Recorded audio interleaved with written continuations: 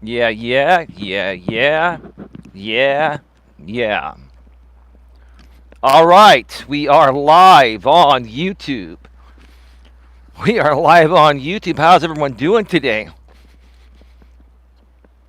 Wow, look at that sun. I believe we have enough time to do the full trail today. And it's pretty hot out here today in Redwood City, California, where I live, half an hour south of San Francisco and half an hour north of San Jose, California. It's about 90 degrees. It's a warm day for us here. And I'm out and about on another walk. Another walk with purpose, episode number 809. Wow, man. 809 of these. Oh, jeez. I'm still going. Are you surprised that I'm still going? I'm not surprised. I just keep going and going and going like the Energizer Bunny. I remember over 10 years ago when I was still running networking events and running my insurance business, I did a little skit to promote my business at one of my networking events for a lady that was running a custom and novelty shop. And I was instead of the Energizer Bunny, I was the insurance bunny.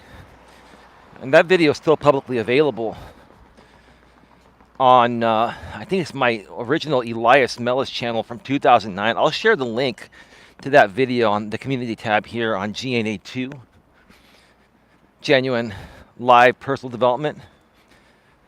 And if you haven't seen it, he'll get a good kick out of it. I clipped out that part. I mean, I could share the whole video of the entire presentation with other people, but most of you, only know myself, not the other people, and I think you get a kick out of seeing me over 10 years ago continuing to act like a fool, but it's all good, Sometimes making a fool out of yourself is all you need to do to reach success, right? I'm not ashamed to make a fool out of myself anytime. Anyway, I hope you're all having a great day. I've got a great show planned for you folks here today. Got some other people about to pop on the trail, so I'm going to go across the bridge here to the trail, and I'm going to wait for the people behind me to pass.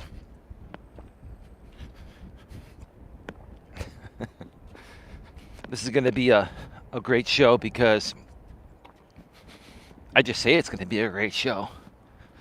And I love to live in positivity and radiate positivity. And you know what? When you keep things positive, everyone else that surrounds you is going to feel that positivity. That positivity will radiate onto other people.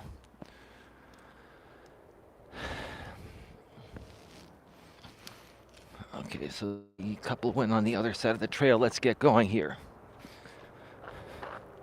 Before we get started here today, and I got to make sure there's no one around because what I'm about to do is probably not the most normal thing, but I really don't give a shit.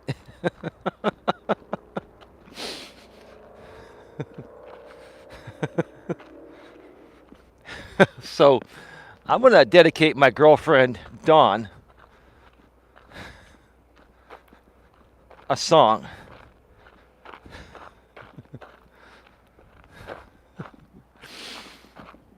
Is that person coming back my way or heading out? I think they're heading out. Okay, so I think we're good. Dawn, babe, I love you. This song's for you.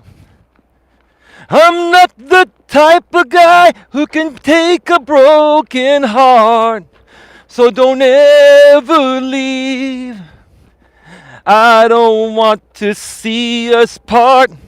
The very thought of losing you means that everything would go down under. Now, I'm not going to even try to hit the high. I think I've, well, who was that? Joey McIntyre? Joey McIntyre and Jordan Knight, right? I can't hit the high, so we're going to go, I'll be loving you forever, just as long as you want me to be. Boom, boom, boom, boom, boom, boom. I'll be loving you forever. All this love's for you and me. Yeah, I'll be loving you. I'll be loving you, loving you. The things you do, yeah, is forever. I'll be loving you. I'll be loving you, loving you. Whew. Yeah. Oh man, that was terrible. That was absolutely terrible, but hey. A for effort, right?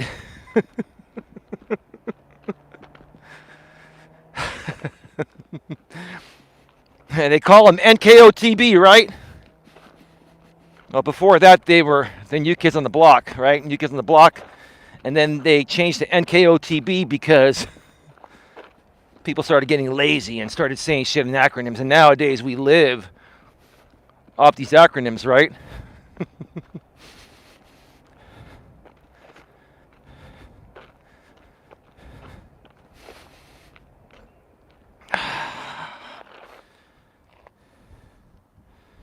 Hey Mick, how you doing? You sound like you're in love, brother. She got you singing New Kids on the Block.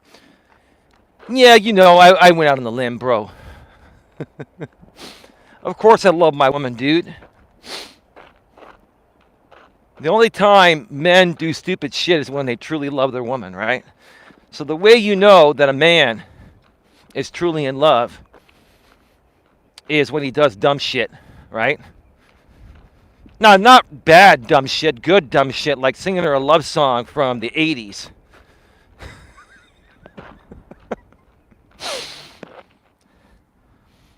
ODN, voice like a sweet angel. Hey, how you doing, ODN? ODN, brother, I see you've been keeping yourself busy lately. Oh, ODN, you know, I don't know if you saw my poll on the community walk here, right? Right here on GNA 2.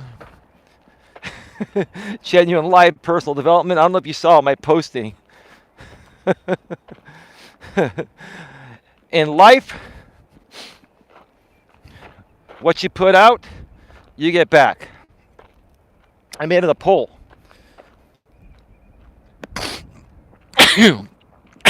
Excuse me. Whoa. Oh, I swear to God, these things are...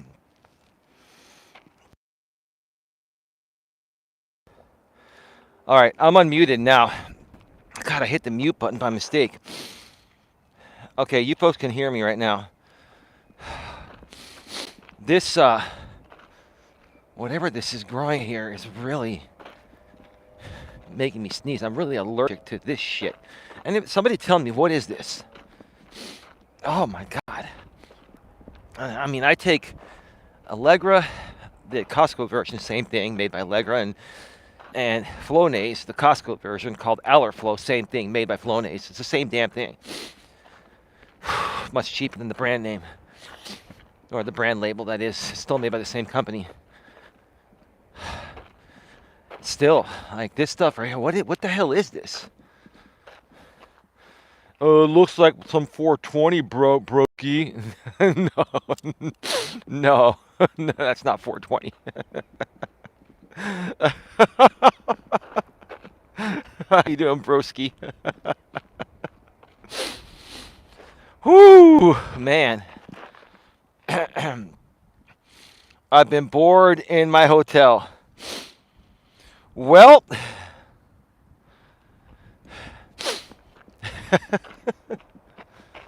some kind of flower or sage. Yeah, well, it's making me sneeze. I'm allergic to it big time. Oh God, man, it's hitting me hard. Even with allergy medication. I'm religious with my Allegra and Flonase daily. God.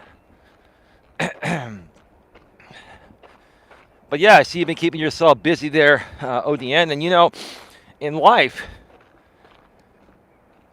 what you put out, you get back. I made it a poll on my community wall, and I said the options were I agree exclamation point or I don't care exclamation point. And when I last checked it before I left, 83% said I don't care, and 17% said I agree.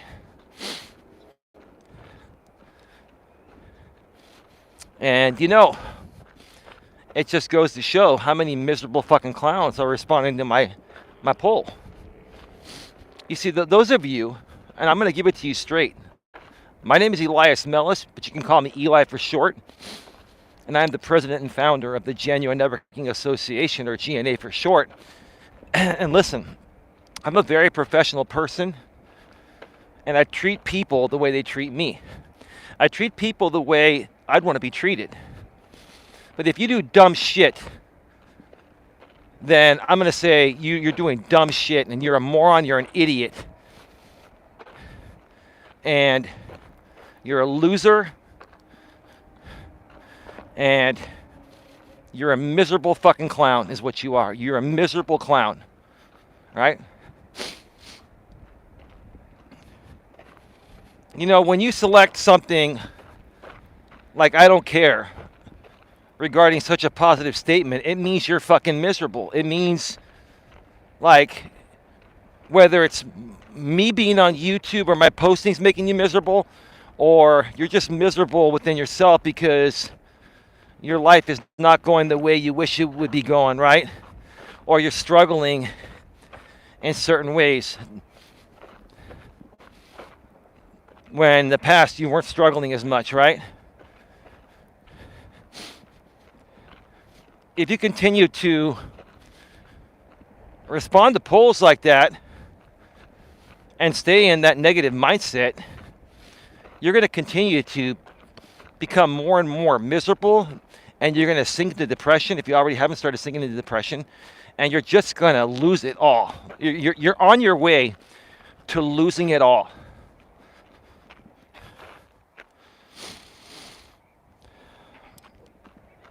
You're on your way to losing it all. I mean, how fucked up are some people to respond to such a positive and uplifting poll by saying I don't care? It means, in essence, you saying I don't care means you don't care about yourself.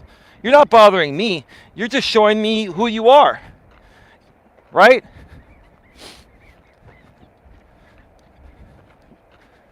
And over here at the GNA, we treat people with respect. We have love for people. But some other people that lack self-love and try to bring happy people down to their miserable level, I'm going to call you out every time on your stupidity, right? Now, I don't know who responded to the poll. I can only assume. But the bottom line is, it primarily, we got a bunch of miserable people responding to a positive poll, and it basically tells me the state of the majority of people that watch my content are miserable. Or that follow me, right? Take that for whatever it's worth. Hi, Buyer Repair Guy. How you doing? GNA is the best way. That's right. That's right, Raleigh. How you doing, man? Welcome to the show. You missed my rendition of I'll Be Loving You Forever by New Kids on the Block and KOTB.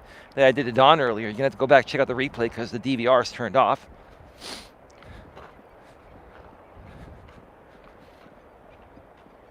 And it's about 90 degrees here today. A little bit cooler on the trail because I'm by the water, but ODN says sup, Raleigh, and COVIDs.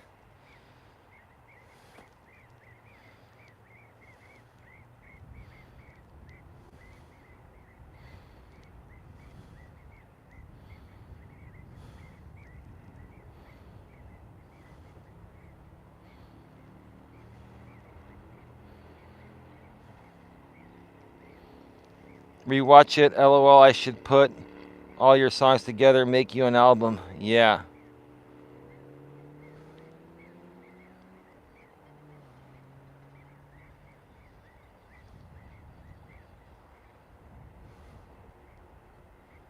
All right.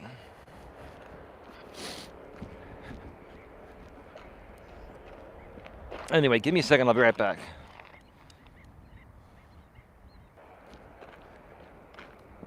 All right, we are back live. We are back live. My songs are garbage, says ODN. No, ODN, you do great, man. It's all good. Keep it positive, man. Keep it positive. So let's get to today's topic. Today's topic is being miserable is a choice. Amplify your happiness instead with the GNA. One more time, today's topic is being miserable is a choice. Amplify your happiness instead with the GNA. It's been about a week or so since I've talked about one of our new catchphrases here at the GNA. Amplify your happiness, or amplifying your happiness. Raleigh, aka Buy a Repair Guy channel, loves that phrase. I think you love that phrase too, ODN, right? ODN, what do you think about the phrase amplify your happiness or amplifying your happiness? The GNA is here to amplify, or is amplifying everyone's happiness, right? Because we have enough negativity in this world. We have enough garbage and bullshit, right? We have enough junk in this world. What we don't have enough of is happiness and love and kindness and consideration.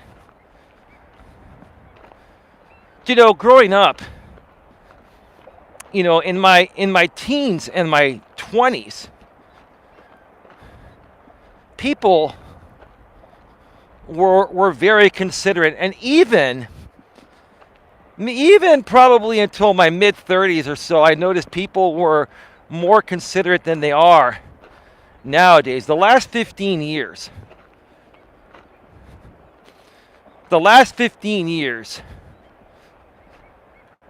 I've seen people just lack consideration.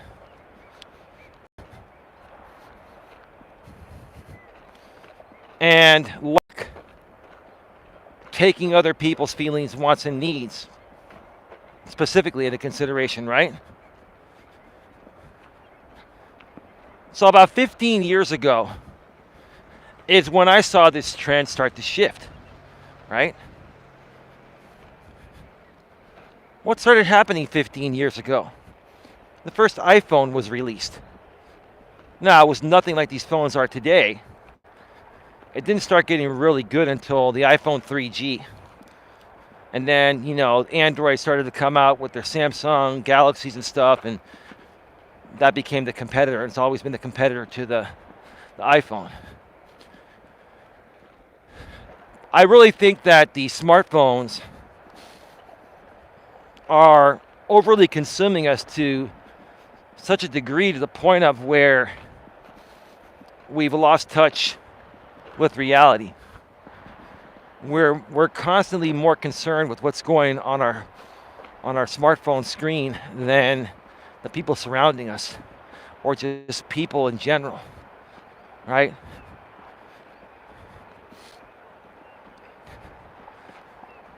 We've become a very dismissive culture. And it saddens me because I love being around people. I love hearing people's stories.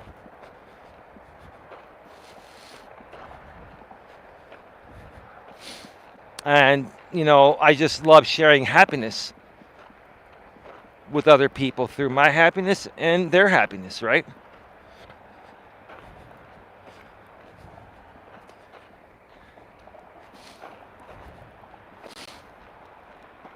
And, in this modern world with social media came out before these smartphones did, but smartphones further enhance social media to the point of where we go now places and we could check in on Facebook, take a picture or a bunch of pictures, check in and say Elias Melas and Don Ledgerwood are at blah blah blah restaurant in this city, and here's a picture in real time. How fucking crazy is that, right? And I'll tell you this, I don't do that a lot with Dawn. I mean, I've done it a few times with Dawn.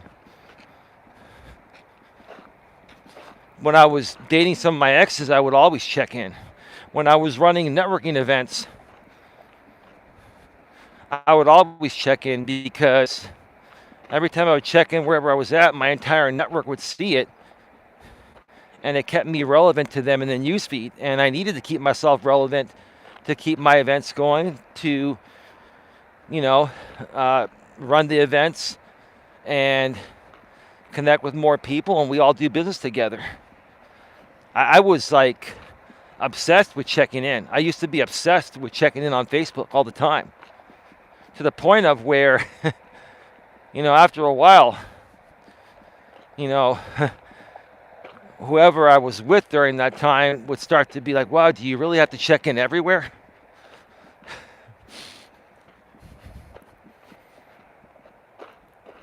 I just felt obsessed with letting people know where I'm at and exactly what I'm doing. I almost felt like, you had no privacy, but I really didn't care at that point, And then I came out here on YouTube and started to realize, the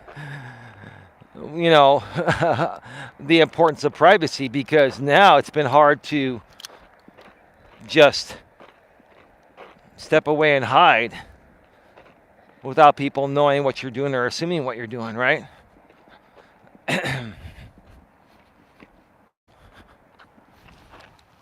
Odian says taking the high road.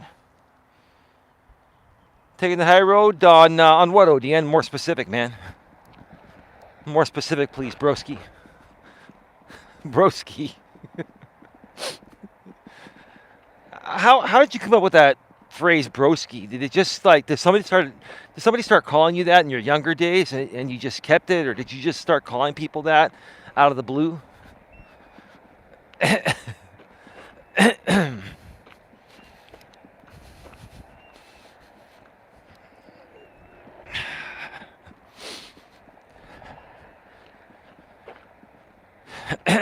So, being miserable is a choice.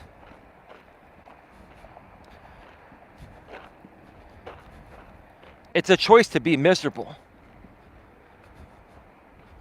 So, any one of you folks out there, regardless of who you are, that is acting erratically, online, offline, a combination of both, you're acting that way because you're choosing to be miserable, and you're allowing certain things to bother you that shouldn't be bothering you at all. A lot of times people are miserable because they live vicariously through other people for whatever reason. right? And that's a big problem. And that's what I really want to truly help people overcome here at the GNA is that if you live vicariously through other people for whatever reason, good, bad, or indifferent, right? Then you're losing focus on who you are. And that's what's making you miserable. Because you're struggling to be yourself because you just don't like who you are. And you're trying to make yourself feel better by living vicariously through other people. And usually trying to knock those people down for whatever reason because you perceive them to be better than you, right? That's the truth of the matter. That is the truth of the matter. ODN says, you asked me a question earlier, I can't remember. The broski thing came from a buddy of mine who used to hang out with DMX and still hangs out with Vanilla Ice. Oh, yeah. Oh, really? You have a buddy that hangs out with Vanilla Ice? Did you see that video out here on YouTube, ODN? Vanilla Ice did like the 35th anniversary review of Ice Ice Baby. Right? I actually have mad respect for Vanilla Ice. Even though back then I was like, dude, you're a copycat, man, and you're I can't say what we used to call guys like Vanilla Ice back then because I'd get demonetized, you know. you know what we would call the white dudes that act a certain way, right? we can't say that here. I used to think that too about Vanilla Ice, but actually the dude actually made a career off of Ice Ice Baby, and he made enough money to, I guess, reinvest his money. And you know, his song, he got sued by Queen because Queen's Under Pressure is pretty much the same thing, but I think they resolved the case, and I think they're like splitting revenue or something. Okay, cool. Ice Ice Baby is still popular to this day. All right, stop. Collaborate and listen. Ice is back with a brand new invention. Something grabs a hold of me tightly, right? Would it ever stop? Yo, I don't know. Right. Rolling in my 5.0 with my rack top down so my hair can blow. Yeah. I had a 5.0 in my younger days. Just like Vanilla's. A Mustang 5.0 GT convertible. And it got stolen at Costco.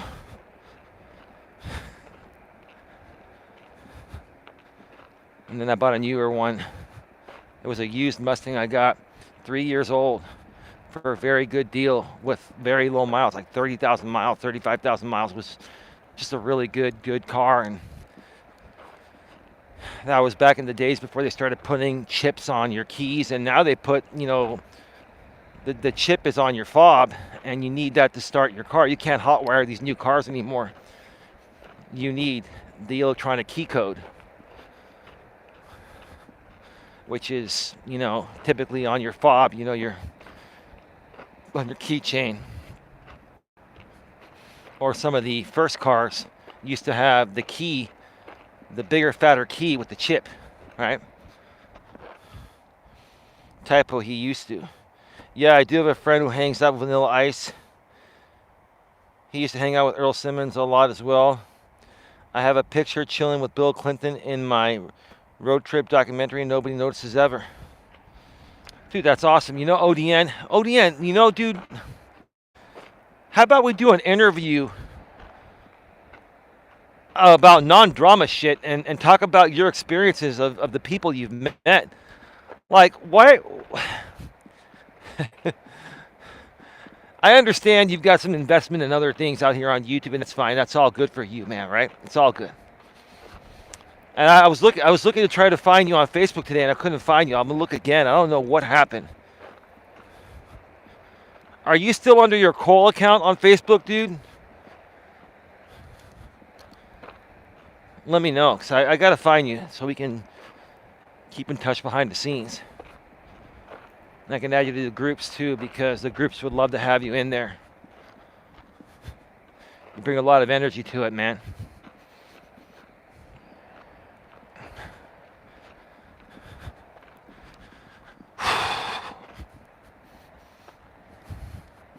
But anyway, being miserable is a choice.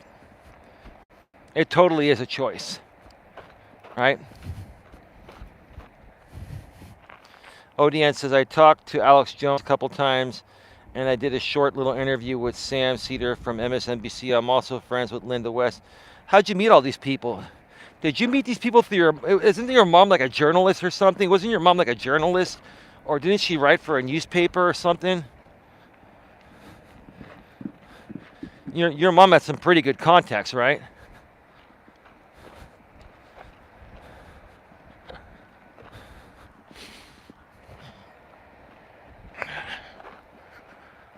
Oh, man. So, my question, and I'll get to the chat in a second, ODN, I see you responded and give me a few here. I'm going to do the whole trail today because I think we have enough time. There's still enough time. The sun has not come all the way down yet, so we're good.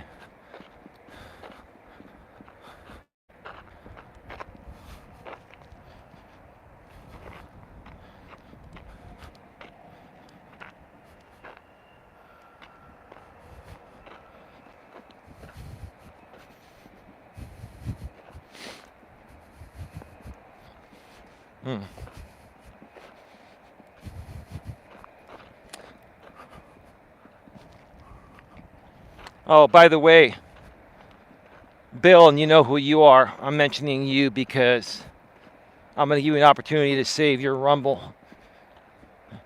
Your Rumble is being reported too.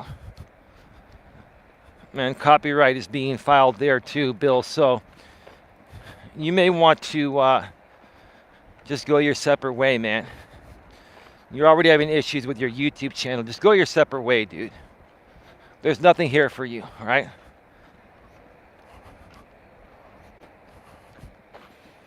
Because I'll just say this, just in general, and then I'm getting back on topic here.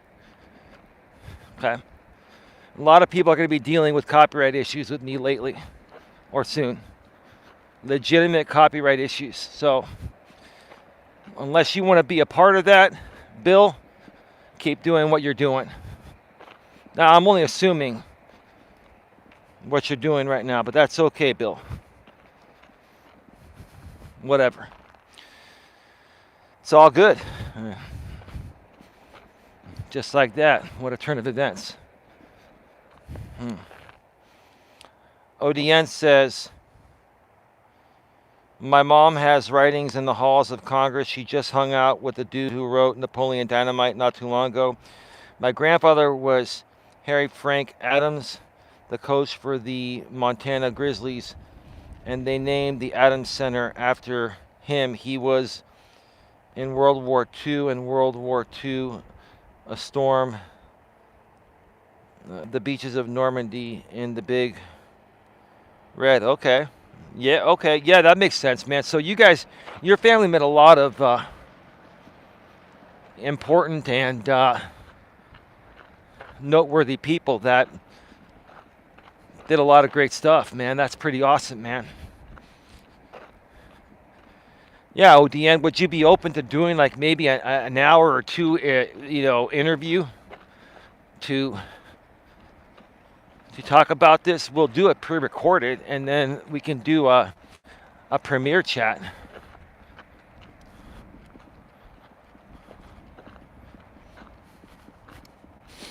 So let me know if you're open to that.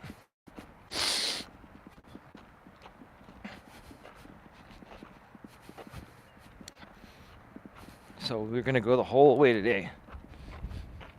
Yeah, man, anytime. Yeah. My cousin was also in Just Kicking at Disney show. Oh, wow. Yeah.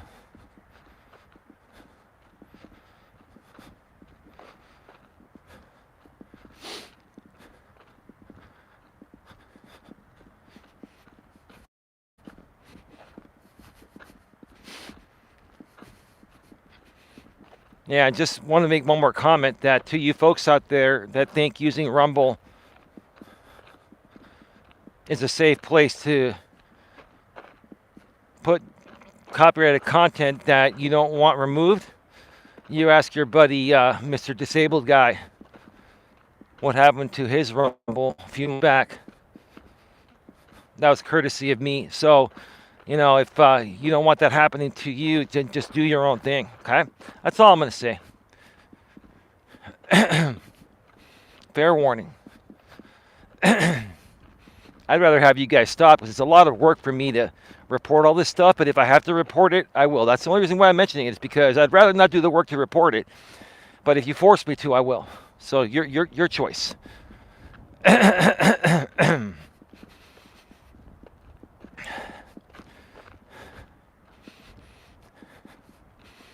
So if you're stuck in a rut and you're miserable, and you're miserable because you're choosing to be miserable. When I say the words, amplify your happiness to you, what does that mean?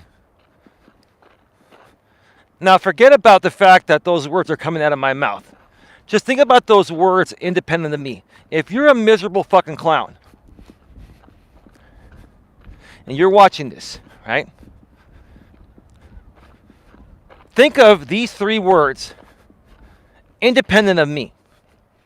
Okay? Amplify your happiness. What does that mean to you?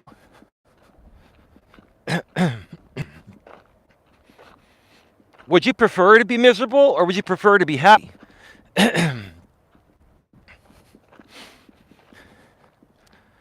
Because the more and more that, again, you live vicariously through other people's lives, the more and more that you answer polls that are positive in a negative way. For example, again, like I put out the poll earlier today, in life, what you put out, you get back. 2 options. I agree, and I don't care. And the majority of people answered, I don't care. And I put that out there because the people that answered, I don't care, like I said, you're miserable people. For whatever reason, you're miserable. Whether you just don't like me, whether you want to skew my poll, you're fucking miserable. But you're more miserable beyond any hatred for me. You're miserable because of hatred for yourselves.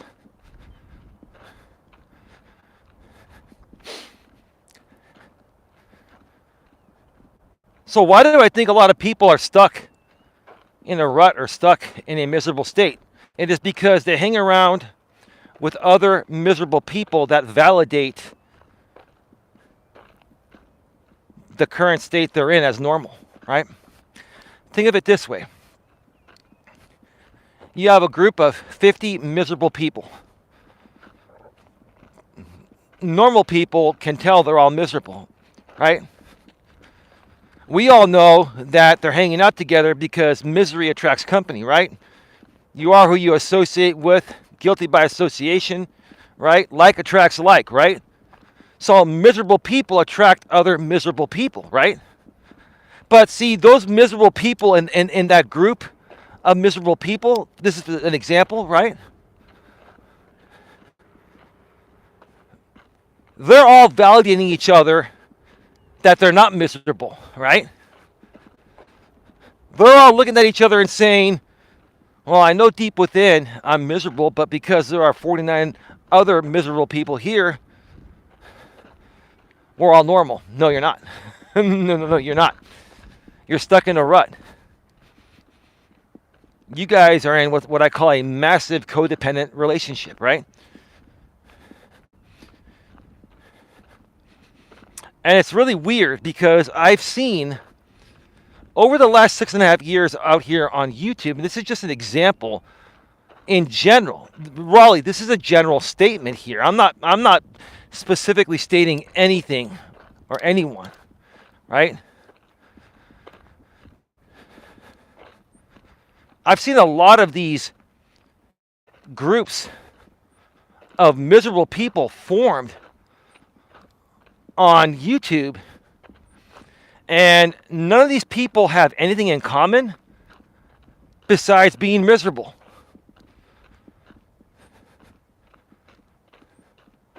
None of these people have anything in common besides being miserable. Right? And I think that's why a lot of people are miserable, because they don't look to relate to people or allow people to get to know them, so that way you can relate and bond more naturally and happily, right?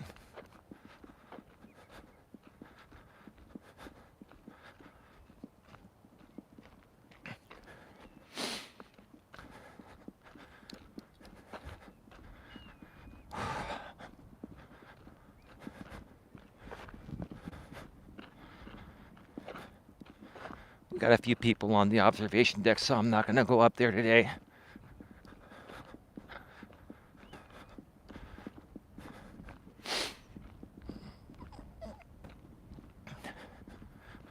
I feel really good now they're leaving, so I'm going to have a minute or so to go on the observation deck. The sun is really starting to go down, so I've really got to start heading back.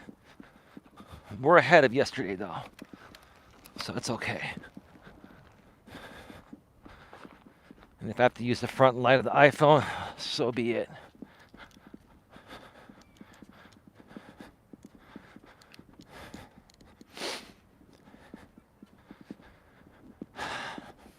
Misery attracts company. Like attracts like. You know, this is one of the most talked about subjects I've discussed for the last several years.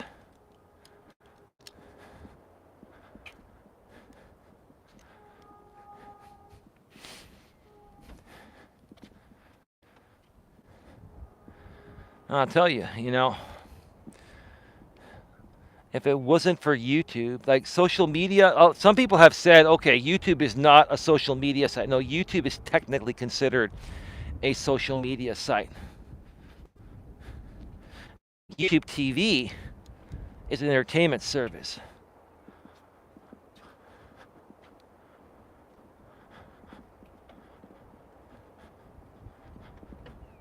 YouTube, the actual platform, is a social media site. Why do you think they have a community tab?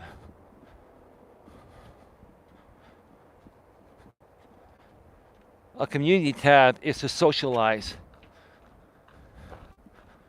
with your community. Social media is all about community building, right? And building relationships, right? So any one of you that don't call YouTube a social media site, then I don't know what you're talking about.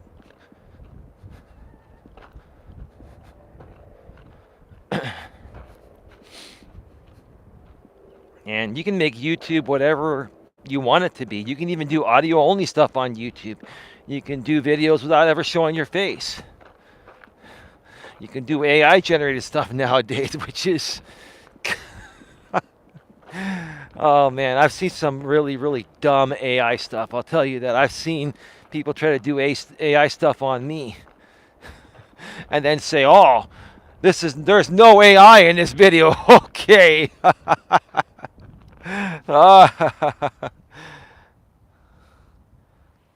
Hey Tia, how you doing? Hi Eli, I didn't know you went live. Well, you might have missed a notification. It's all good. Welcome to the show, Tia. Buyer Repair Guy Raleigh says YouTube is going to start removing and not allowing small content creators that don't fit the YouTube TV platform. I haven't heard anything about that, Raleigh. Like, where are you getting your information from, and what do you specifically mean by that? Because YouTube TV and YouTube are they're the same company. They're both owned by Google, owned by Alphabet Inc., but they're two separate departments. YouTube TV is a different app, or you can watch it on your actual TV, your smart TV. They said it on their last investor call that they're going to streamline YouTube and remove unprovable content that takes up server space. Right. So, okay, I think I know what you mean. So this is I'm glad you brought that up, Raleigh. Now I haven't heard any of those calls. ODN says, how do you know they were owned by Alphabet Inc? You're a smart man. Because everyone knows Google is owned by Alphabet Inc. Alphabet Inc. is the parent company of Google, and Google is the parent company of YouTube. Alphabet Inc. basically owns the whole thing. But specifically, the Google part of Alphabet Inc. owns YouTube. So YouTube is part of the Google suite, obviously, and you can use your Google account on YouTube and other parts of Google, Gmail, etc., right? You knew that, ODN. ODN, I had no clue. Oh, no worries. Look it up. I wouldn't doubt it if they do. Everybody's becoming an employee. Our time here is limited. I don't think so, Raleigh. No, I don't. Here's the thing. I don't think YouTube is ever going to remove the independent creator. Because if they remove the independent creator, I will tell you right now, at least 50 to 60 to 70% of people will be gone. What draws people to this platform is independent thought and creativity, and being able to do what you and I do, right? I think, let me try to translate based on the information you gave me. Now, I'll look into that conference call. So you're saying on their investor call, was that for YouTube or was that for Google or Alphabet Inc? The investor call. Alphabet Inc. controls Google and Google controls YouTube. Right. That's a great way to put it. It's a parent company and parent company. Yeah. So, what I think you're saying, Raleigh, is YouTube is going to scour their platform and remove all worthless content, meaning, and I hate to say this, Raleigh, because we're not really talking about, but all the hateful content that these there are a lot of people on YouTube doing this. Okay, the drama shit show creators that attack other creators, that create the hateful and vile content that only reaches a small audience and doesn't really benefit YouTube and Google, all of those people are out the door, and they're already heading out the door. And these people feel it because they've already been getting removed, but they're going to be even more so removed. I think what you made me aware of, they talked about on that conference call, the way you put it to me. Let's read what you said again, okay?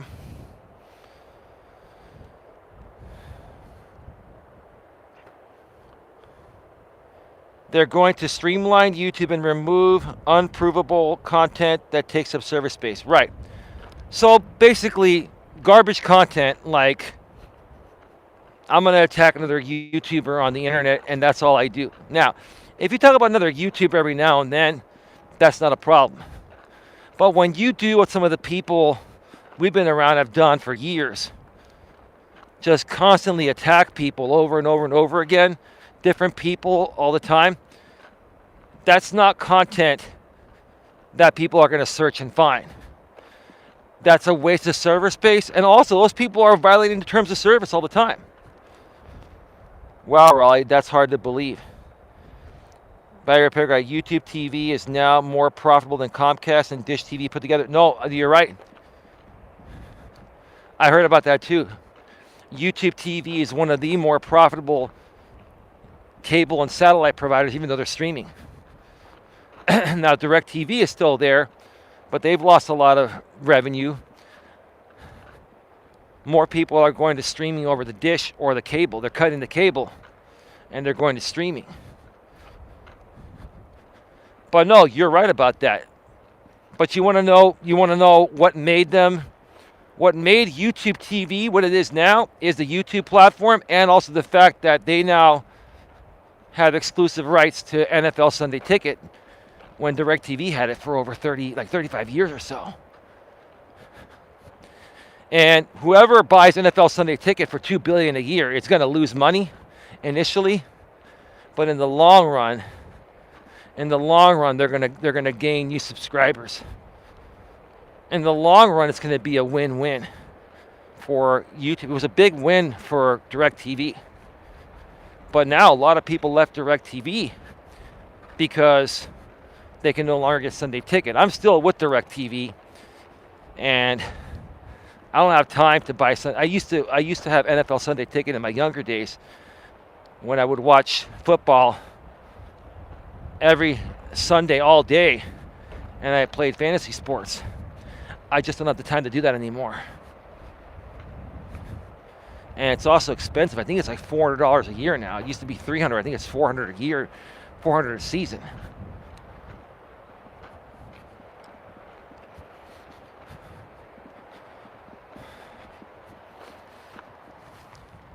The legacy cable company and dish companies have been are you talking about hemorrhaging money for a while? Well, now with DirecTV, you can either get the dish or you can get streaming. Now, if you have the dish, you're still getting additional channels than you would on streaming, but eventually everything will be streaming. Eventually, the only thing that we're going to need satellites for, if that, we're going to stream even going live on location. We're probably not going to even need satellites much anymore. Everything right now is going to be run from a data server and streaming over fiber. I think once we roll fiber out at the level we rolled out copper wire over 100 years ago, 150 years ago or so, once everyone has fiber, there'll be no need for satellites. Except if you're driving in a car and stuff, but then you can still get it. You can still get, internet from the cell tower. But there always isn't cell service everywhere, so they would have to fix that. So I guess there's going to be a need for satellites always, but there'll be less of a need for satellites. You'll have alternate options.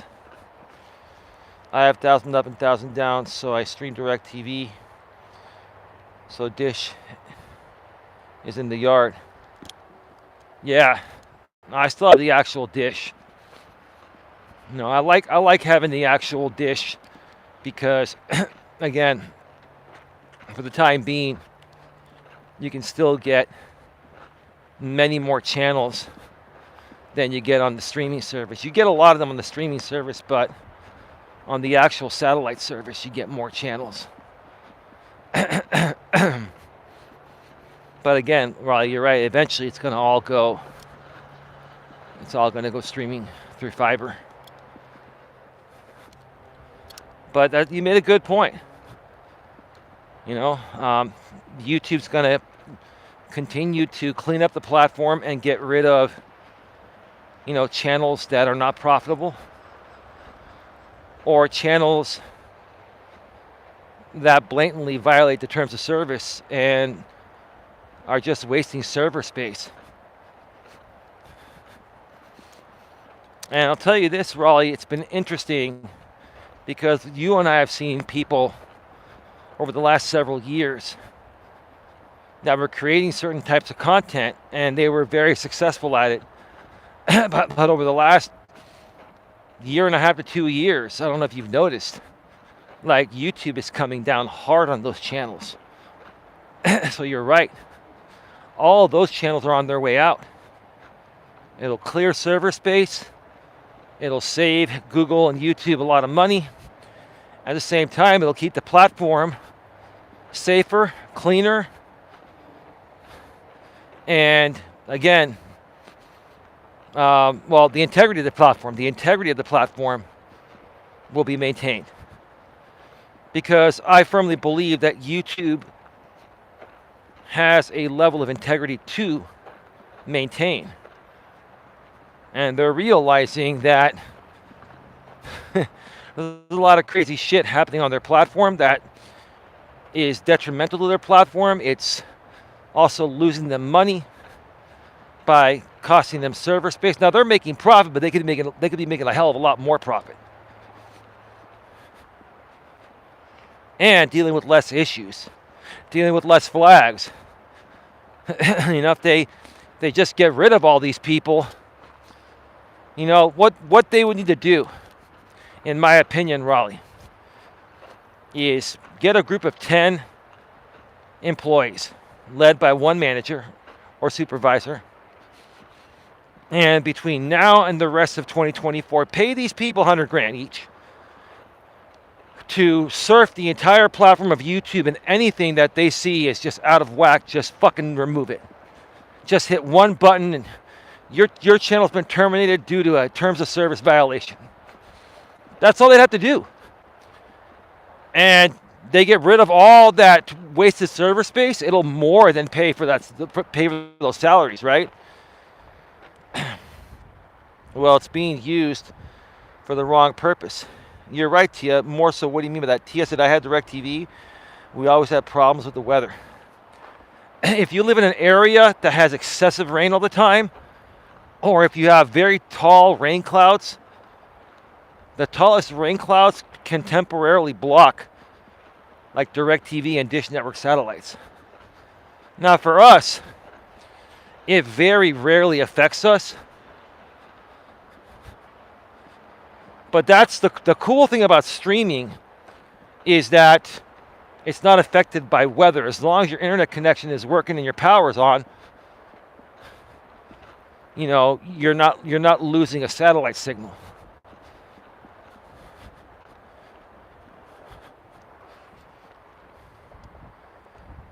ODN says I'm stoned. I'm not surprised, dude.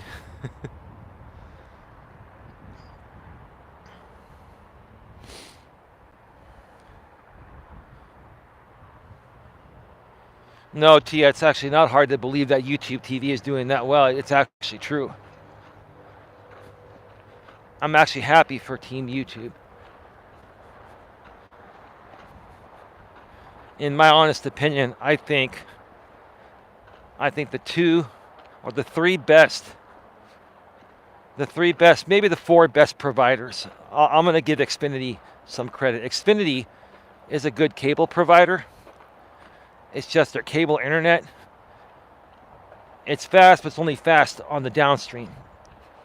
Because with cable, you have limited bandwidth. And so when you have limited bandwidth to send, video signals and send data signals, you got to skimp somewhere. So where they skimp is on the upstream. They give you 1,000 down and 50 up, right? Whereas with fiber, you have unlimited bandwidth up and down, as much as the provider wants to offer you. With AT&T, I like Raleigh. I've had 1,000 up and 1,000 down. That was the fastest I could get 4 years ago when it came to my area. Now you can get up to 5,000 up and down, or you can get a middle package, 2,000 up and down. But when you only have 3, you don't need anything more than 1,000 up and 1,000 down, and that's even overkill too. Come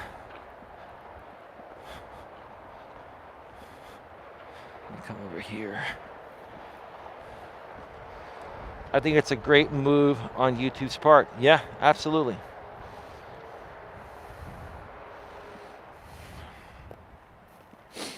Well, Tia, let me tell you this. Let me make an announcement here.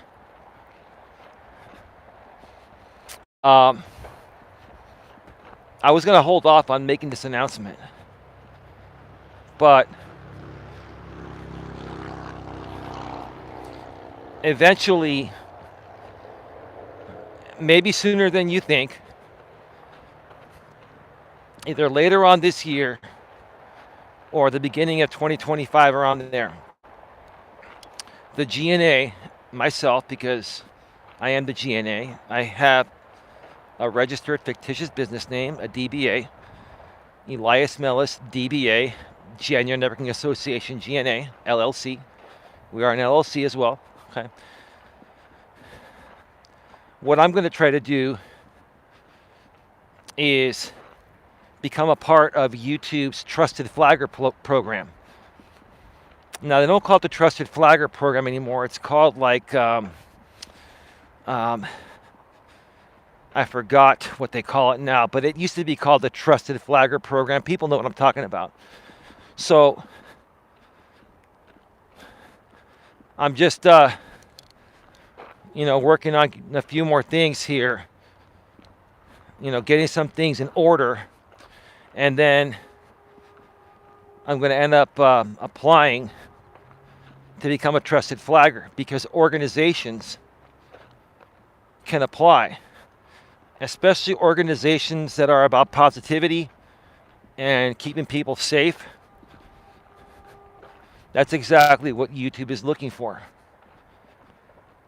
And I'll tell you this. If I'm able to become a trusted flagger through the GNA, I'm making it very clear that I will not be abusing my power, but I will be reporting channels that violate the terms of service, blatantly violate the terms of service.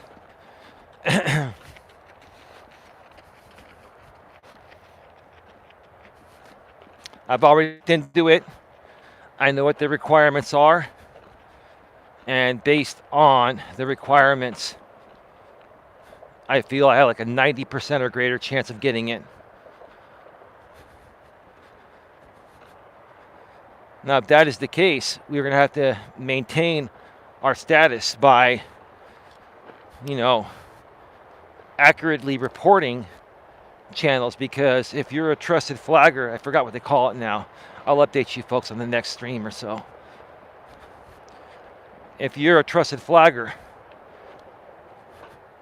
actions you take, have to be accurate pretty much most of the time. You're not allowed many mistakes. So you've got to accurately report things. I think if you fall below a certain threshold, like you have to get like 8 out of 10 of your reports accurate to the point of where there's removal involved, or they will eventually remove you from the Trusted Flagger program. You have to have a high degree of accuracy. So they're looking for people that understand the terms of service, that aren't just reporting people out of spite to try to get them shut down. And, there have been some people through some of the communities that I've participated in the past that, have known trusted flaggers, and they got channels taken down. And those channels legitimately went down. They were violating the terms of service. Now, the people that went down were frustrated because somebody, that had a falling out with certain creators, knew a trusted flagger, and reported their channels because, they were not treated right. But at the same time, those channels weren't removed because that person wasn't treated right. Those channels were removed because they were violating the terms of service. And when you flag channels, any one of us flagging a channel is going to have lower priority than a trusted flagger. Trusted flaggers raise the priority to the top.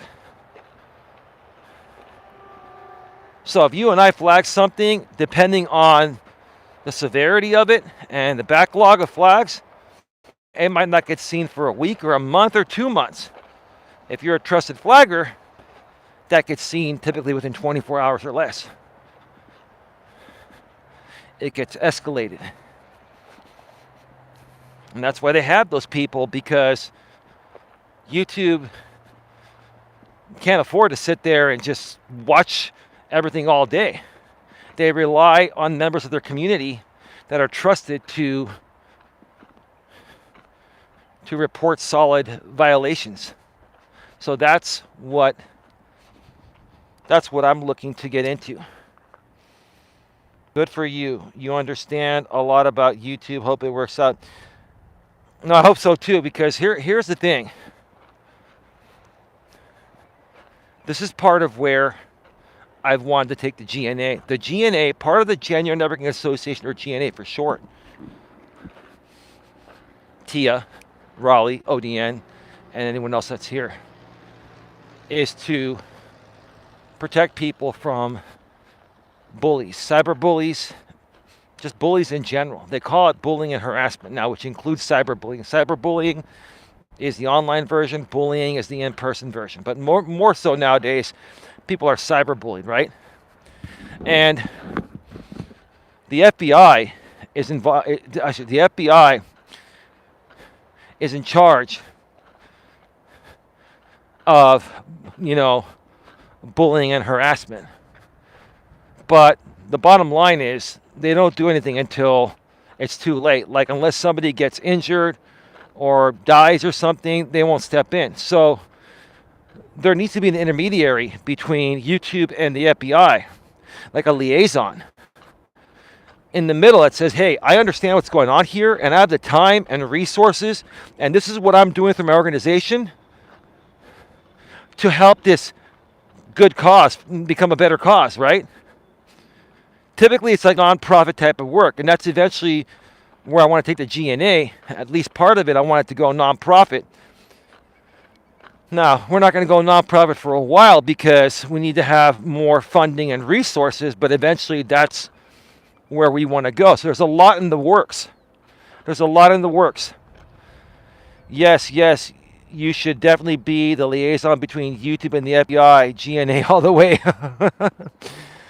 Oh, are you saying that because you're stoned, or are you saying that because you actually mean that and you feel that we would do a good job? Or you feel I would do a good job? I mean,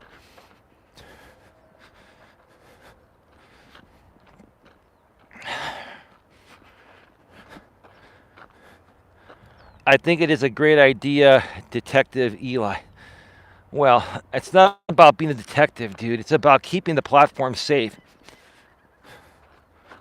And if we're able to get on board with YouTube, then maybe we might be able to get on board with Facebook and some of these other social media companies and become an intermediary, right?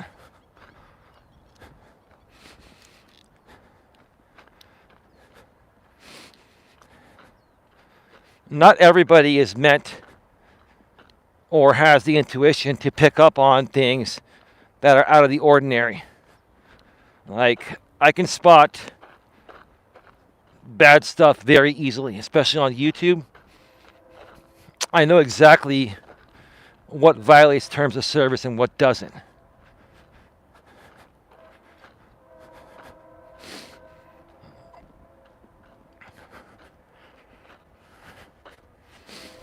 So I'm pretty sure I'd have a 90% plus degree of accuracy, flagging negative stuff. And this wouldn't be about just protecting myself, Don, and other people that are here now. We will protect anyone that comes to us for protection. And we will help you usually for free or at low cost. And the whole thing will be funded through donations, just like most nonprofits are. Except initially, we're not going to be a nonprofit until, we're able to generate enough revenue to become one. We've got to make sure we're sustainable before we file for 501c3 nonprofit status with the U.S. government.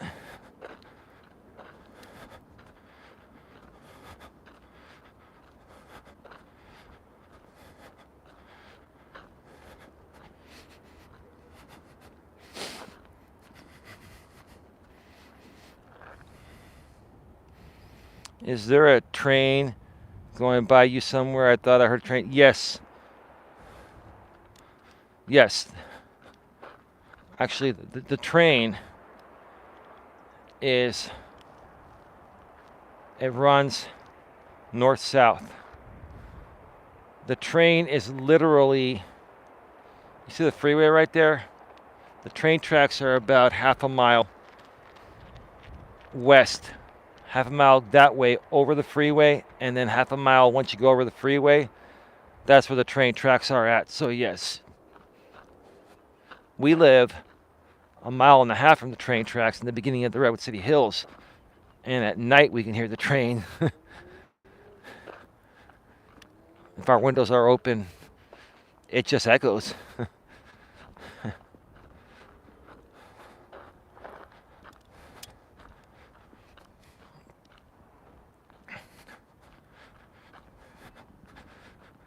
a beautiful night. It started to cool off.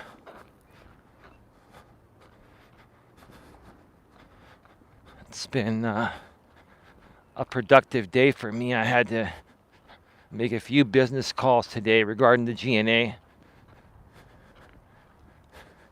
And it's pretty cool because I had AT&T come and switch my landline. That I hadn't used my landline in years.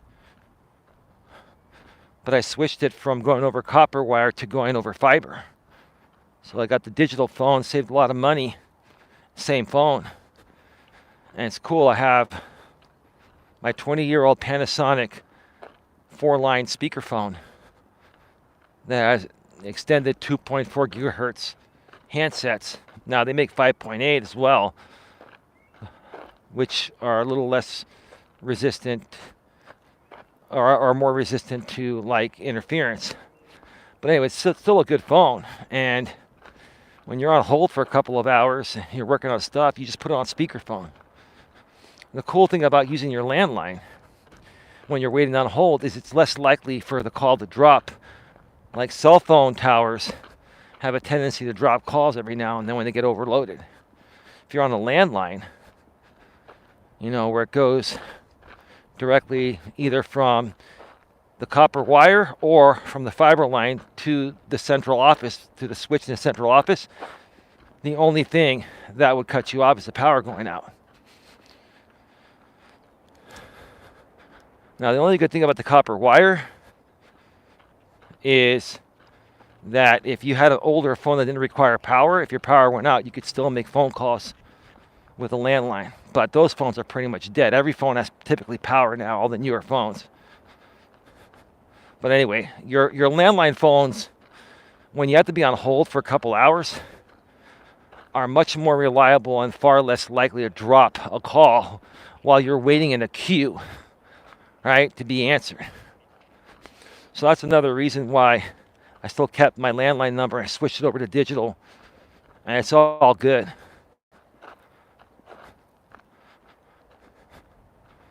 So yeah, I just was working on some stuff today. Just a lot of good stuff happening. Don and I are plugging away one at a time. Don and I might go out of town tomorrow to visit some of our friends for like half the day. More than likely, we've been talking about it. We're going to finalize that tonight. And if we do that, who knows? Maybe we'll do a stream from the car on the way back. Who the hell knows? If we do a stream from the car on the way back, then it's going to end up being it might end up being a members only live chat. You'll need at least a $2.99 channel membership to chat. If you're going to get a membership, might as well go for the $4.99 or $9.99, because Don and I will start doing members only live streams again from the couch very soon. And the $4.99 package gets you the shows only when they're live.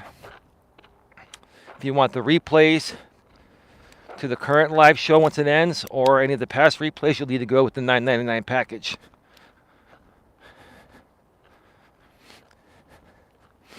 We switched up this pricing. That's worked very well for us. We switched it up a few months back. There were some issues.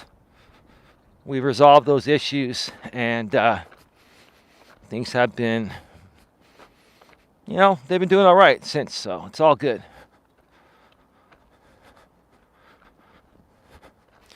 3.5 miles a day. I'm definitely feeling it.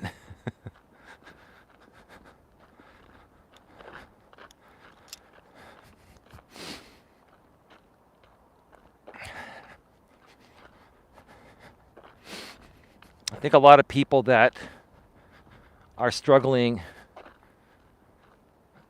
and they're miserable, I think those people are holding on to some resentment or a lot of resentment. And look, you got to let that shit go. You got to let the resentment go. There are people that I've seen out here on YouTube that are just holding on to a lot of resentment, right? And there's really no reason for them to be holding on to that resentment. I don't know. There's just really no reason. They're just holding on to it. Maybe it involves past trauma. I don't know. But for me, I've dealt with so much, and I could be holding on to resentment towards many people on YouTube and in the real world. I just choose not to. I choose to let that shit go. It is what it is. It was what it was. Now it's just time to move on, right?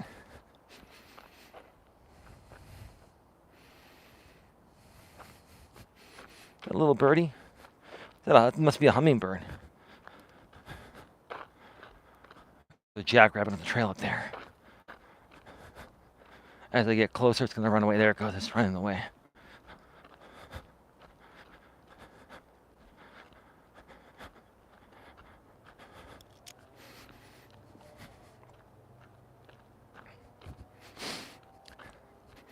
I know there are 52 people here right now, and maybe 4 or 5 people chatting.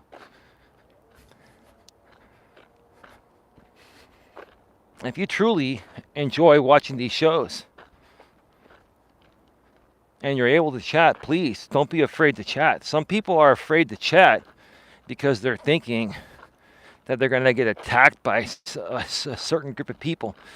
Nah, just chat. Be yourself. Now, if you're blocked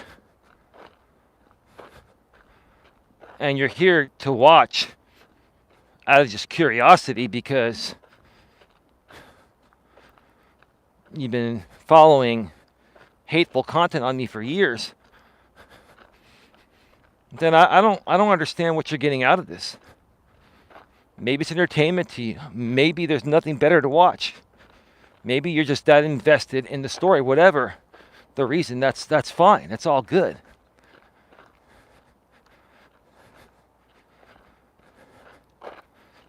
But maybe some of you are holding on to resentment from the past.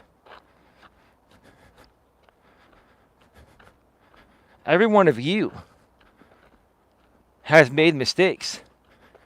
And I'm sure every one of you has asked for forgiveness, and you've been forgiven. And whoever was holding resentment onto you has let it go, right? If you're holding resentment on towards me or whatever, right? Why can't you let it go? What's preventing you from letting it go? Because, I was talking with Tia behind the scenes earlier, and I'm not going to say too much. I'll say a little bit that I can say and will say. Is that I said, look, I said some things 5-6 years ago, right? That I've been twisted and have been produced in videos in ways that make me look worse than what actually happened. And the truth of the matter is, anytime I said some things out of frustration was because I was tired of a bunch of people coming at me. Okay? I've had a few women come at me on this platform in some very hateful and vile ways. They no longer come at me, and they've actually made peace with me, and I'm cool with them, right? But back in those days, they were coming at me, and I said some things in some privately recorded messages here to my buddy ODN, and we had a misunderstanding back then. I forgive you, ODN, and we've moved on.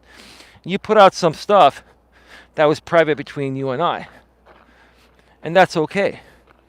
And that's why some people may be wondering, hey, how can you be buddy-buddy with ODN when he's the one that released those clips? Well, that's because it was a misunderstanding, and I can forgive him, he can forgive me. We've moved on. We've never had a problem. Because the truth of the matter is, when I was talking with ODN, all I wanted was that one woman to stop harassing me. That one woman was harassing me on YouTube, making hateful content on me, right? And the funny thing is, there have been people talking about this that weren't even around back then when this happened. They're just recycling shit that happened 5-6 years ago, right? I'm sorry. I know, listen, Raleigh, you don't have to send me another email. Listen, it's just an example. At times I'm going to use examples, and there's no other way around it. I'm sorry, Raleigh, okay? So no need to email me. I'm not feeding into shit, okay?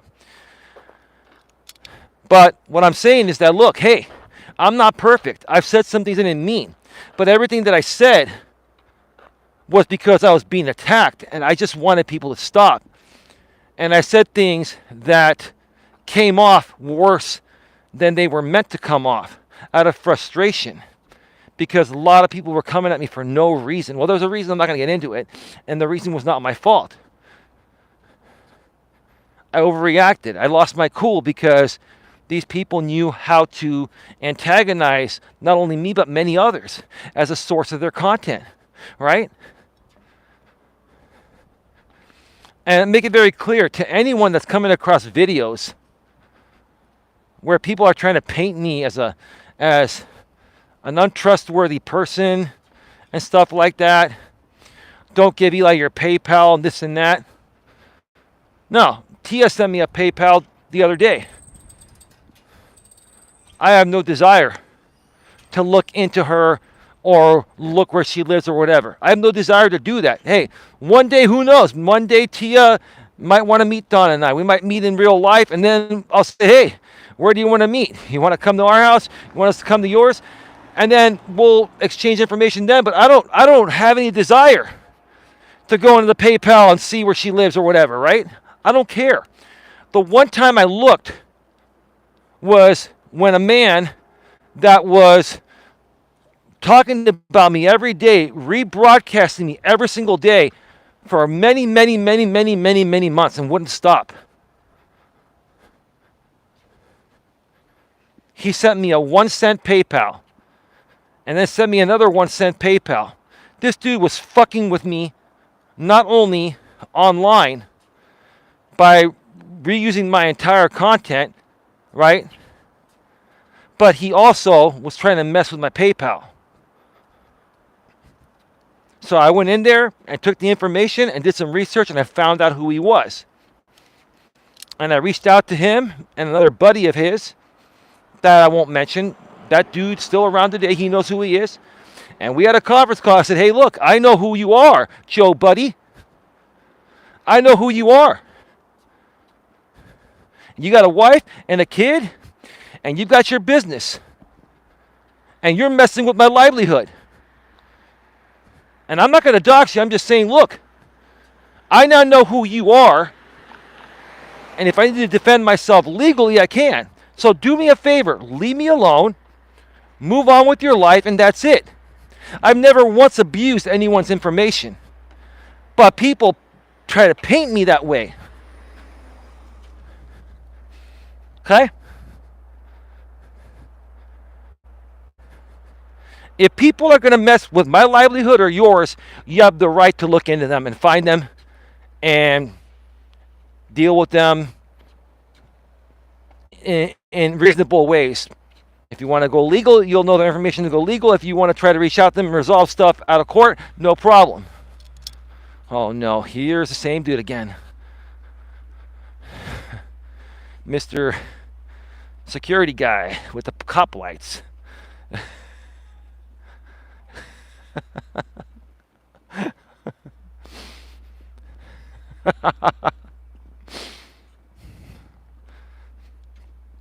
Please don't go, girl.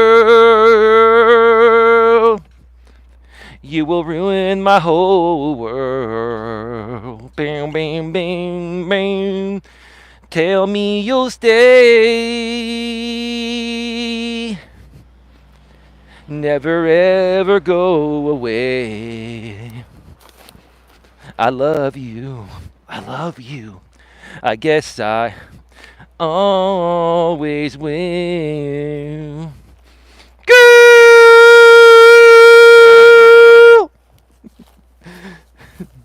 You're my best friend. Never mind. Tell me you'll stay. Oh God, I can't do it, man. That's Joy McIntyre, right? I can't do the Joy McIntyre high-pitched voice. Be honest with you, I would have done far worse than you already, bro.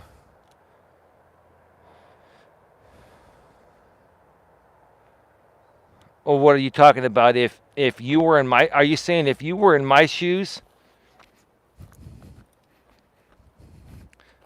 Yeah, ODN, I'm a very understanding guy. I'm a very reasonable guy, right? I think a lot of people know that about me. Even people that pretend to say otherwise, they know I'm very reasonable because anyone else that would have gone through what I've been put through would have handled it differently, including the people doing the damage, right?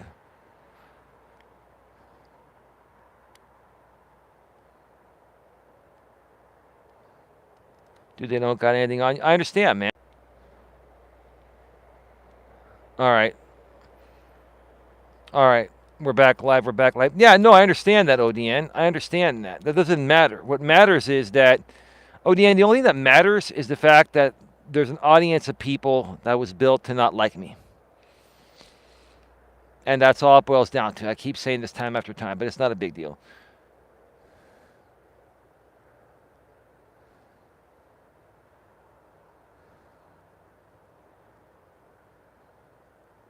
No, I understand. You're right about that, ODN. You're right. And that wasn't the whole point of me, going, through this. That wasn't the point of me talking about this part of the show. I like to share examples.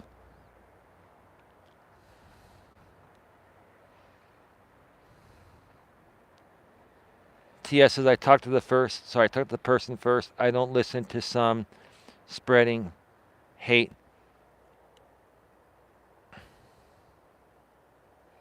ODN says, dude, on the real, I don't blame you for getting upset. Yeah, well, ODN, I respect you saying that. And look, we're good. We're always going to be good. And you just coming out at this point and saying that even earns more of my respect. And no matter what some other people may think that are wondering why you're here, you saying that should go a long way with them, whether it matters or not. It doesn't really matter what they think, but the whole point is that, yeah, you putting that out there caused me a lot of issues. And, but I don't, at the same time, ODN, I don't blame you for doing what you did because these people have been so good at pinning and pitting people against each other, including us. I mean, they pinned and pitted you and I against each other, and they're still trying to do that to this day. But we know the game now, and we don't play it anymore, right? But back then, neither one of us really understood what was going on, right? We now get it, right? But yeah, you see, we can talk about it now like reasonable adults, right? And anyone new that comes around, as long as these people continue to regurgitate the same stuff, which I honestly think they're going to stop because I'll tell you this, man, okay? There's a lot of content.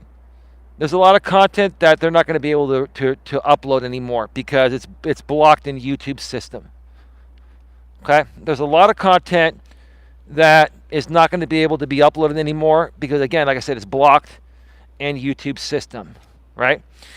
And the interesting thing is this same group of people, and I'm just saying this because I'm just trying to be nice. I'm not it is what it is, okay?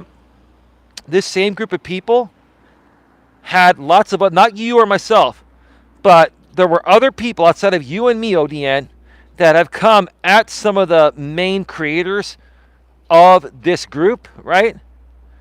And they themselves were able to block content of theirs that they didn't want re-uploaded. So, in essence, what these people have been doing to us, we're now doing to them. Like they blocked other content. Now, none of that was done by you or myself. I don't know exactly what you've done. I'm not trying to say you've done anything wrong, but I've never put out anything hateful on anyone. I mean, I put out a few videos in the past, and it's not that big of a deal.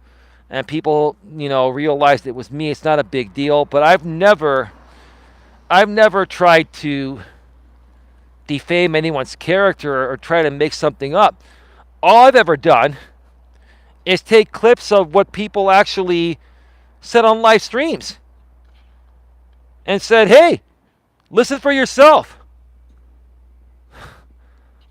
I mean, look, when people go on a live stream panel and clearly they may not state their agenda, but they'll show it, right? They'll try to convince someone to do something, and when that person says no, and then they're continuously pushed to try to get that person to do what they just said they wouldn't, then you can see for yourself, right?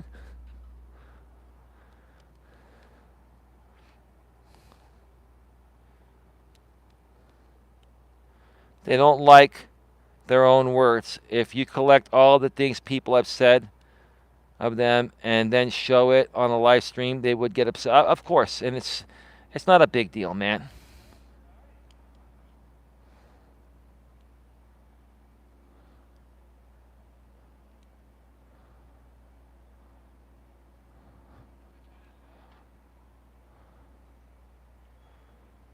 I didn't understand the severity of how stalkerish one guy is. Yeah, well, I don't even know if it's that, man. It's just, hey, whatever keeps the wheel spinning, right?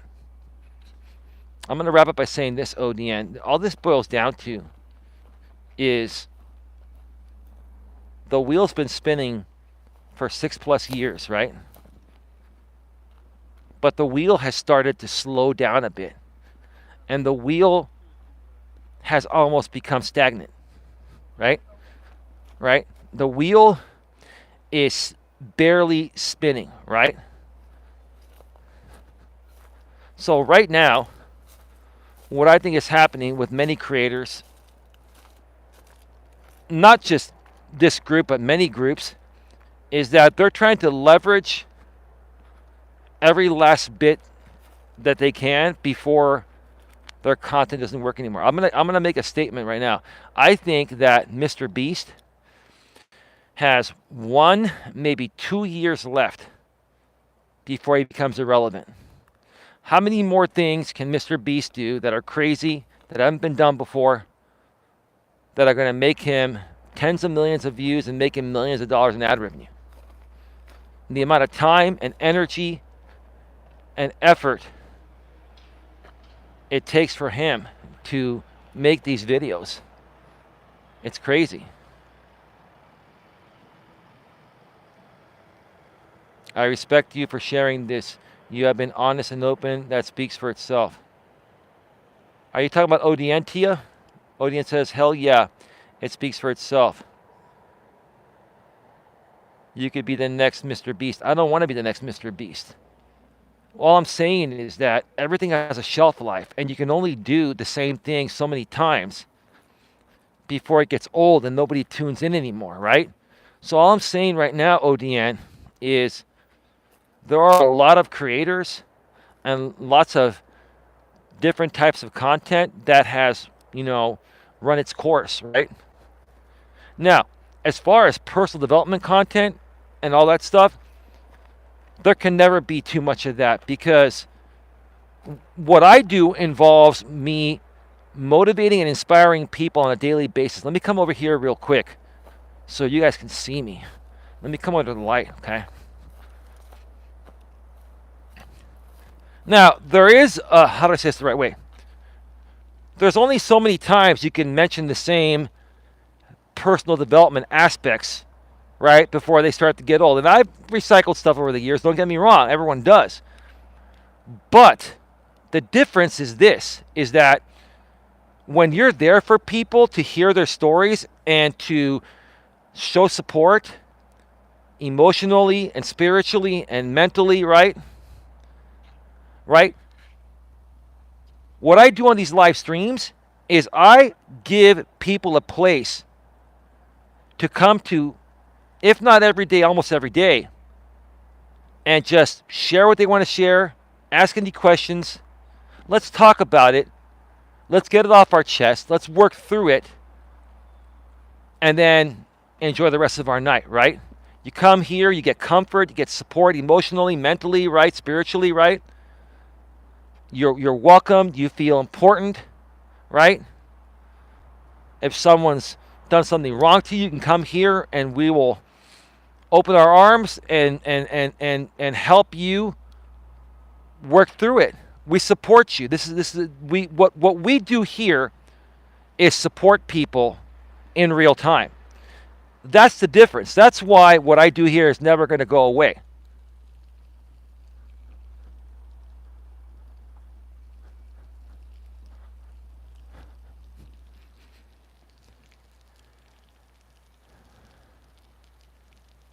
Oh, no, you're talking about me? Well, Tia, thank you. I appreciate that. I really hope you're getting value from these shows. Because sometimes, look, I could come out and feel like I'm doing a good job and providing value. But it doesn't matter what I feel. It matters what you feel, what ODN feels, what everyone else feels, right? If you're getting value, that's what matters, right? What matters to me is if you're getting value from the information and what we do here. Eli is the coolest. I don't know about that, bro. I used to be cool. I'm really not cool anymore, dude. Odin, I'm not even trying to be cool anymore. And maybe not trying to be cool is the way to be cool. Actually, that is the truth of the matter. When people are cool when they don't try to be cool. You ever notice it's the guys that don't try to get laid that get laid, right? You try to get laid, the chicks will pick up on your, insecure and desperate energy, right? But if you're just a cool dude and you're hanging out and you're like, hey, let's just chill, whatever, right? Right? If it's meant to be, it'll just happen. Like the guys that don't try to get laid will get laid all the time. And the guys that are expecting to get laid never get shit. It's all in your attitude. It's all in your outlook. It's all in your confidence and, how collected you are, right? How cool, calm, and collected you are. Nah, dude, you would make a good father. Yeah, well, that ship has sailed, bro. Don and I are good parents to our dogs.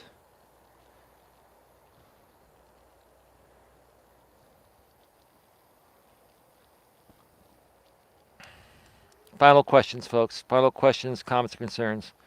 We're at 98 minutes. An hour and 38 minutes. An hour and 39 minutes. I feel really good about this show. It's almost like I don't want to end the show. Let's come on over here for a little bit. Give you folks a little more tonight, okay?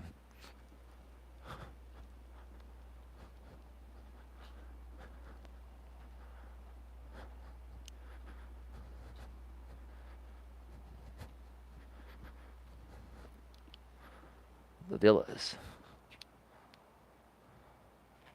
Apartment homes. That must be the office, leasing office.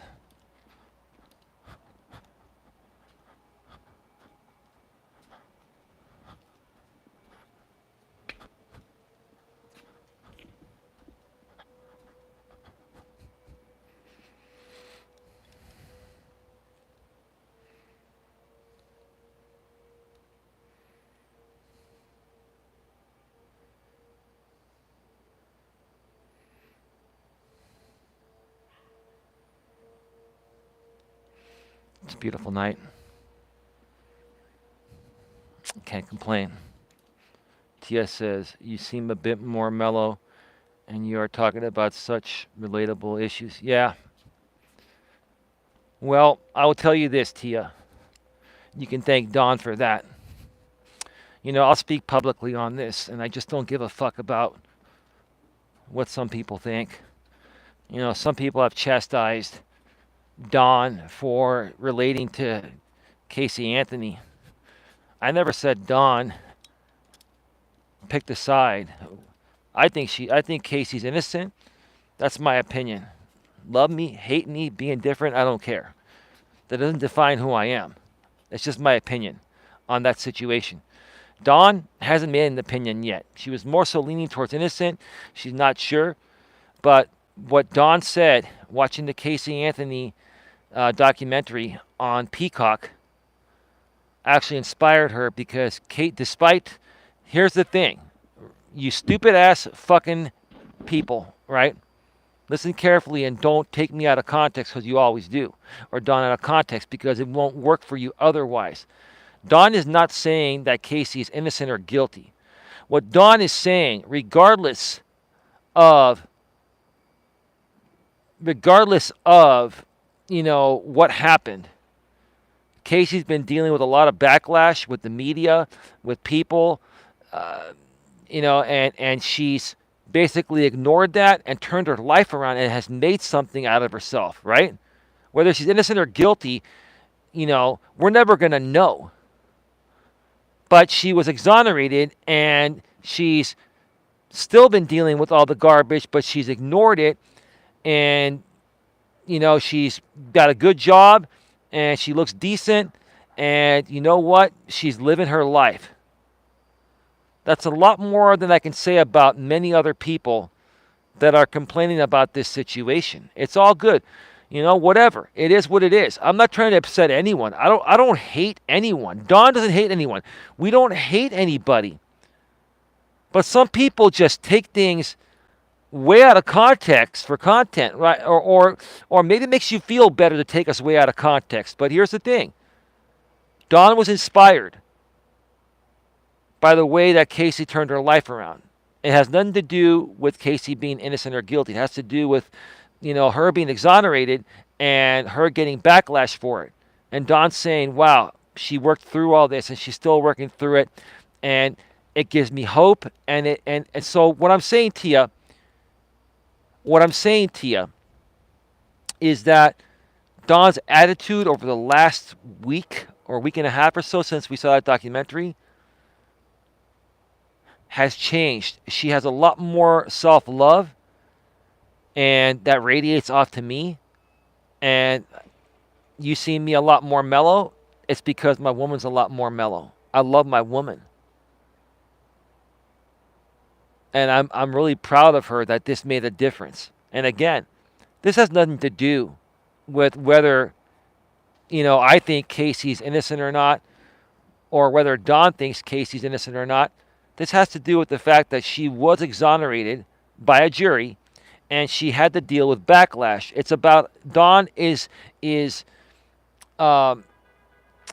she's inspired by the fact that Casey ignored all the backlash and made something out of herself. Has a good job and is living a decent life. And she's really tried hard to put all this behind her. If the glove doesn't fit, you must have quit, says ODN. Well, yeah. Well, I thought he was guilty. I thought O.J. Simpson was guilty as hell. I still think he is to this day.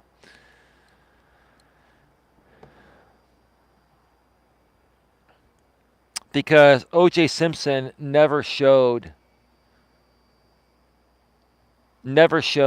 any empathy. He never showed any emotion. O.J. Simpson never showed any emotion. That tells me he was guilty. Like, Casey Anthony has shown a shit ton of emotion. Now, Scott Peterson, in his case, has shown very little to no emotion. So, if I had to guess, Is he actually technically guilty? I think he's more guilty than innocent, but I think Scott might get released because there's no physical evidence. There's no physical evidence tying him to the murder. If he did it, he did a great job covering it up. And no, I'm not a Scott Peterson lover. I'm not. I don't condone any of this stuff. I'm just saying, look, the people investigating have a responsibility to gather evidence and to have, have hardcore proof and evidence, right? Circumstantial evidence usually is not gonna win you a case. I'm not sure about Peterson. Yeah, neither am I. But if I had to guess, I think he's more so guilty. But all I was saying when I mentioned this last week is that I think he's more so guilty. But again, I'm not 100% sure because there's no evidence. It's circumstantial, and I think he might get released if his case gets reopened. Because there's no hardcore evidence. It's circumstantial. Okay? Casey's case was circumstantial. She got acquitted.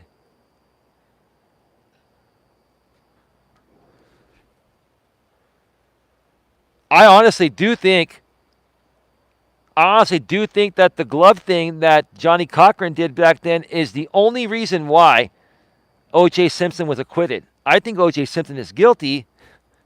I just think he had a great lawyer. And I don't know where that glove came from. They say it came from the scene, but he tries to put it on. It won't fit. Who knows what happened? Maybe when you're wearing, I think it was a leather glove. When you wear a leather glove, if it gets wet, it shrinks and it makes it harder to fit through your fingers.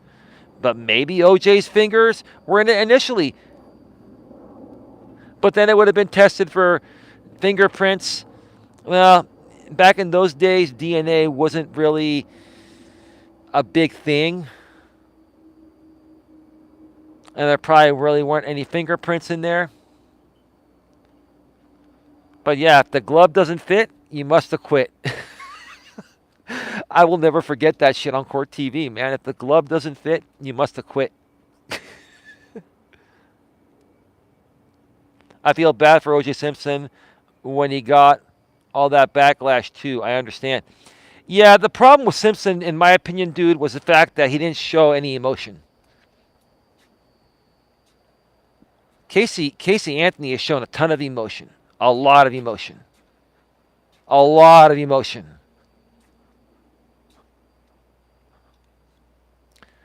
Scott Peterson initially didn't show much emotion, but he's shown a little bit, but he still hasn't shown a whole lot. But here's the thing. Just because the guy had an affair with Amber Fry doesn't mean he's a murderer. There are many people that are,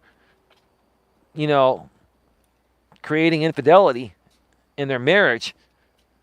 And that doesn't mean, besides that, they've done anything harmful to their partner. They're not an abuser. Doesn't necessarily mean they're an abuser. You can't sit there and paint someone as guilty because they're a cheater.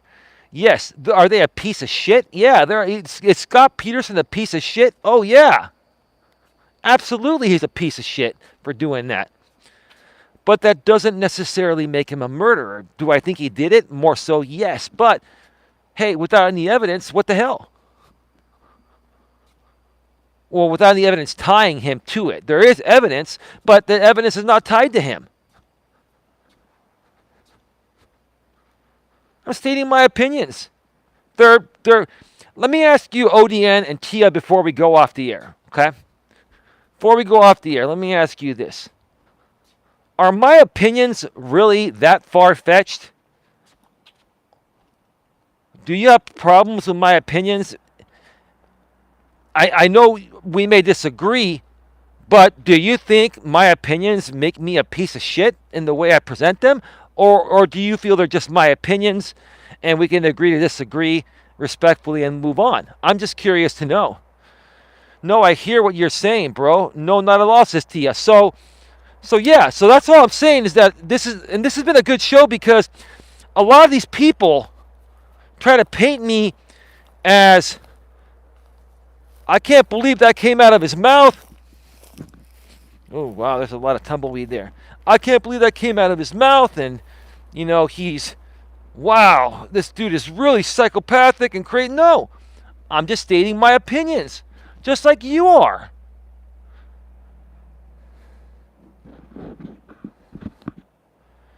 $110 minutes, 1 hour and 50 minutes. I got to roll. I really got to get going. You don't sound way off. No, I'm not going to lie, Tia. My opinions are strong opinions, and they're typically not the popular opinion. I've always said that. My opinions are not the popular opinion.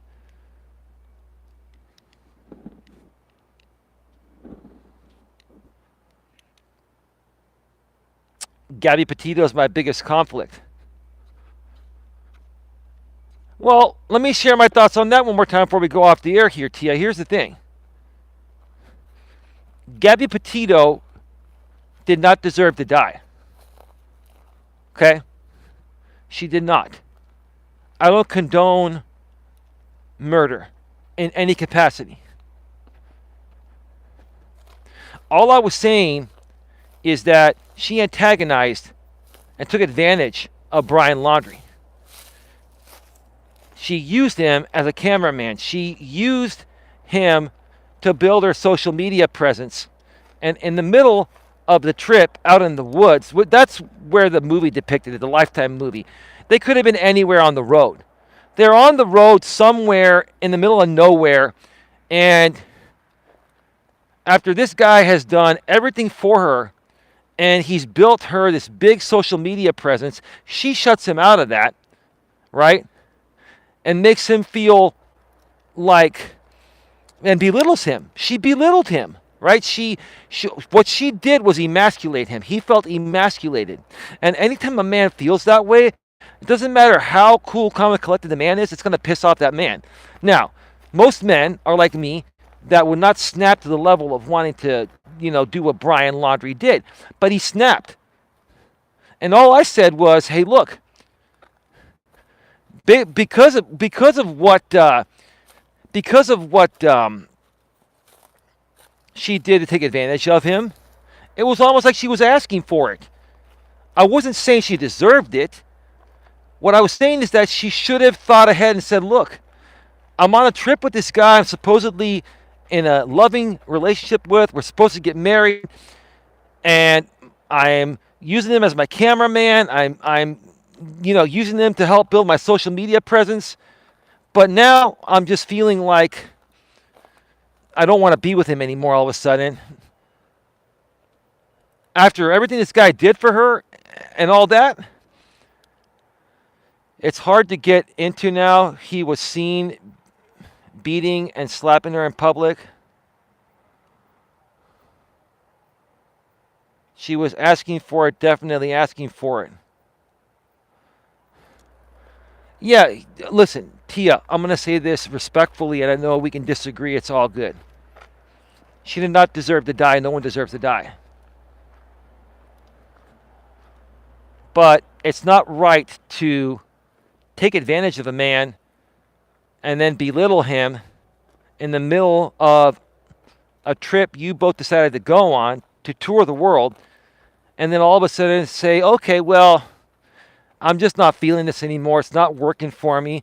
And I think it's because her social media followers just wanted more of her and they wanted none of him, right? And like I said in the past, here's the thing, and I'm going to go off the air in a second, Tia. Here's the thing. Like, me running this channel, primarily it's me. Dawn comes on when she can. In the future, she'll be coming on more often, But here's the thing: if I would never ever allow anyone to tell me, hey, if a large group of people said, hey, if you don't, remove Dawn, we're going to stop supporting you, I would say fuck you. Go fuck yourself and take your money and shove it up your ass. That's what I would say. Because my woman means more to me than anything, right? Well, my family too, but you know what I mean, right? So, the truth of the matter is that I don't think she stuck up for Brian at all. She didn't. She was being very selfish and inconsiderate. And again, she didn't deserve to die, but she antagonized him and belittled him and maybe didn't even realize it. It just wasn't cool. She didn't realize how selfish she was acting and treating him. And he snapped. I've had women do that to me in my younger days before I kind of figured out women. No one's an expert, but I kind of figured out women. Here's the thing. I've had women do that to me, take advantage of me. And it felt really shitty when I figured it out. I felt betrayed, belittled, taken advantage of, money siphoned from me. But you know what? As mad as I was, I let them go and I moved on. And I'd go to the gym and I'd punch the punching bag, and I would go and work out. And I would go and blow steam off the right way. That's what responsible, grown, mature men do. But some men, like Brian Laundrie, are mentally ill. He was mentally ill. I think she might have had some mental illness too. And he just snapped. And he snapped because he snapped like any guy normally would in that situation, but he took it too far. Like any guy would snap and say, you know what, this is bullshit, I'm out. Like I would have snapped, but I wouldn't have put my hands on her. I would have just walked away. I would have given her a piece of my mind and said, you're a selfish, conniving, you know what? And I don't want any part of this. Best of luck to you, take care, and I would leave. Right? But I'm mentally sane. He wasn't, right? She was hot though? Yeah, she was cute. So what? I mean, dude, you make it... it's not all about looks, bro. That's the one thing we got to understand here.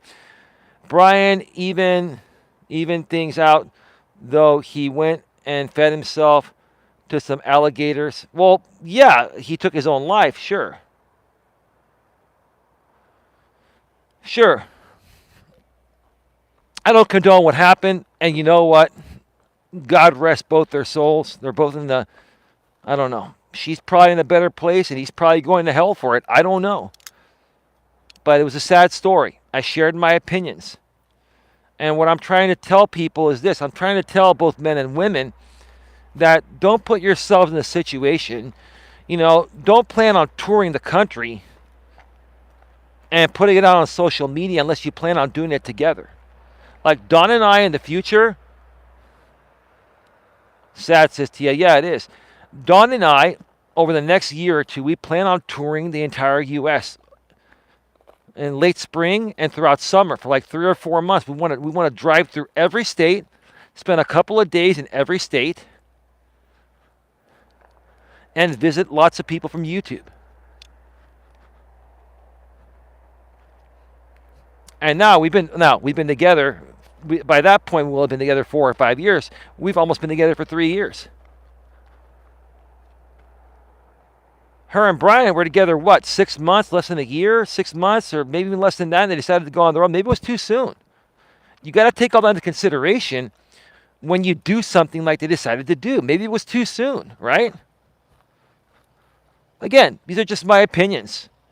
They both could have made smarter choices, right? They both could have thought about the consequences before saying words or taking certain actions, right? I honestly think they were both at fault. Ultimately, yes, Brian did the worst of the worst. Yes, does that make him a piece of shit? It does. But I can understand why it happened. I understand why he snapped. I don't condone it. In order to protect people in the future in situations like these, you got to raise awareness and say, hey, look, if you're with somebody and you're not feeling it and you're 1,000, 2,000 miles away from home, you got to keep your cool and pretend to be cool and say, hey, I'm not feeling too good. Do you mind if we start heading back home, ending this trip early? I'm not really feeling that great. I think there's something going on with me, right? Make something up, be cool about it, and get back home, and then you could break up with the person there. I'm just trying to help people use their common sense a little more, so that way you don't put yourself in dangerous situations that are going to cost you in the ways that it cost Gabby. God rest her soul. We're at 2 hours. With that being said, have a good one. Take care, and as always, be good to each other.